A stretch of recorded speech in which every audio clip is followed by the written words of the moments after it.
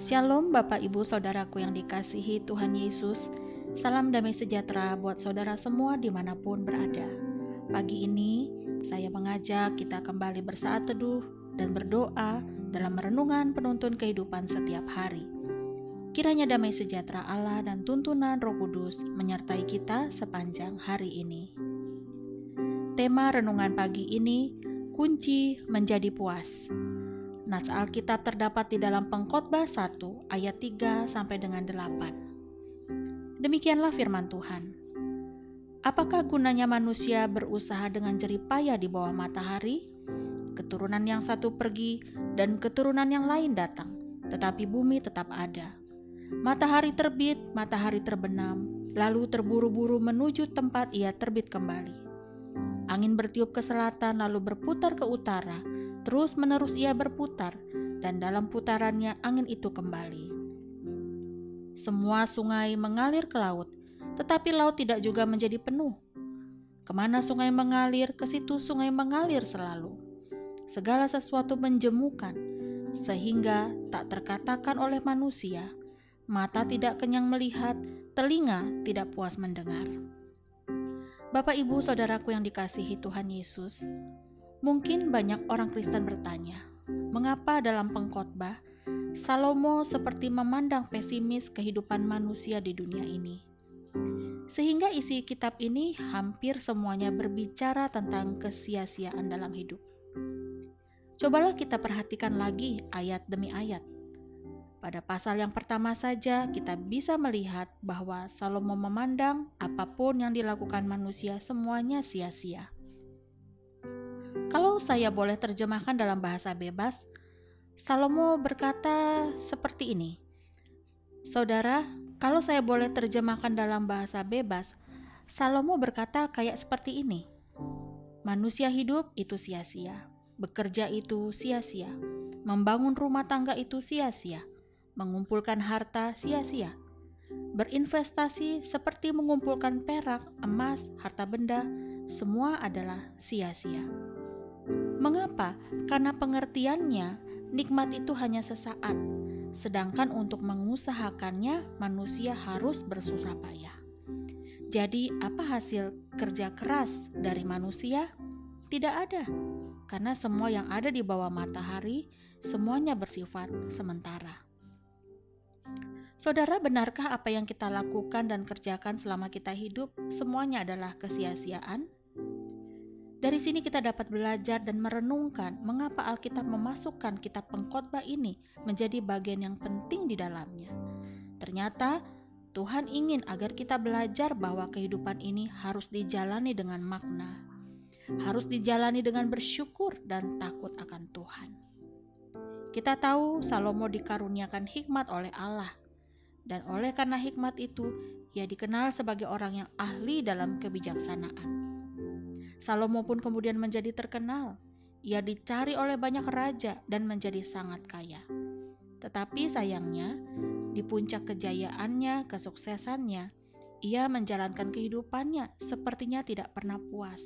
Dan pada akhirnya hidup tanpa Tuhan. Makanya tidak heran, ketika Salomo tua dan merenungkan kehidupannya, serta mengingat semua yang dialaminya, ia tahu bahwa ia telah hidup dalam kebodohan. Ia hidup tanpa makna. Tidak diketahui apakah Salomo menjelang akhir hidupnya berbalik kepada Tuhan lagi dengan segenap hatinya. Karena Alkitab memang tidak menjelaskan saudara secara gamblang pertobatan Salomo. Nah saudaraku, itulah siklus pengalaman kehidupan Salomo secara singkat. Begitupun dengan pengalaman kita. Ada masa kita menghadapi siklus kemiskinan. Artinya mungkin dulu kita tidak punya apa-apa. Mungkin dulu kita hidup susah. Mungkin dulu kita buka usaha dari nol. Mungkin dulu waktu pertama kali bekerja, gaji kita kecil. Atau mungkin ada ujian-ujian finansial yang datang justru pada musim kering. Di sini biasanya kita mendapatkan tantangan dan ujian iman untuk tetap puas, tetap bersyukur dan percaya bahwa Tuhan setia memelihara dan menyediakan kebutuhan kita. Kita juga akan menemukan masa dalam hidup kita, yaitu menghadapi siklus kekayaan atau kelimpahan. Janganlah kita menjadi terlena dengan kekayaan, kelimpahan, kejayaan, ataupun kemakmuran yang bertambah-tambah dalam kehidupan kita.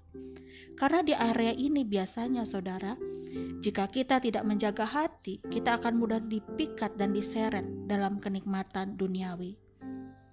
Kita ingat Mazmur 62 ayat 10 berkata begini, "Jika kekayaan bertambah, janganlah hatimu melekat padanya."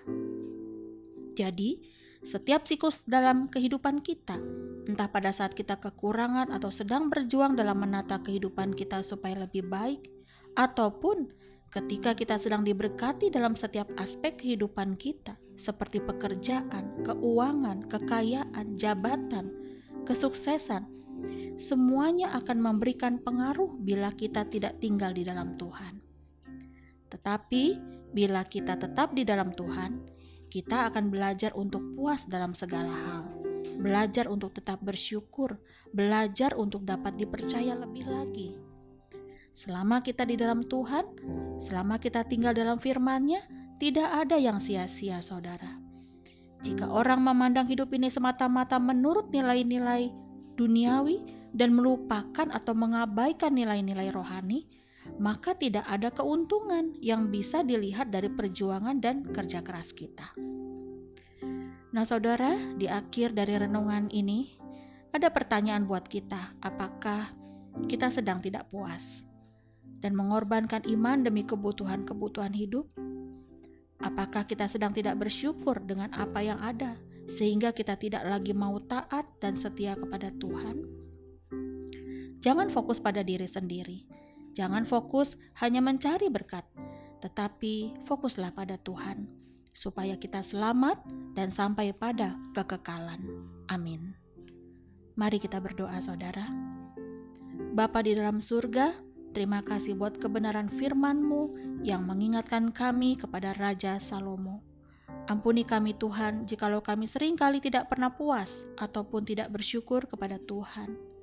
Tuntun kami ya Bapa, agar hidup kami makin dekat kepadamu dan makin indah di hadapanmu, baik pada saat kami sedang berada di bawah maupun pada saat kami dalam kelimpahan, sehingga hati kami tidak condong kepada hal-hal yang sementara. Di dalam nama Tuhan Yesus kami berdoa. Amin. Kiranya berkat yang sempurna dari Allah Bapa, kasih karunia dari Tuhan Yesus Kristus, dan persekutuan yang indah dengan Roh Kudus menyertai kita dari sekarang ini dan sampai selama-lamanya. Maju terus dalam tuntunan Tuhan, tetaplah semangat, sampai jumpa esok hari di penuntun kehidupan setiap hari, dan Tuhan Yesus memberkati.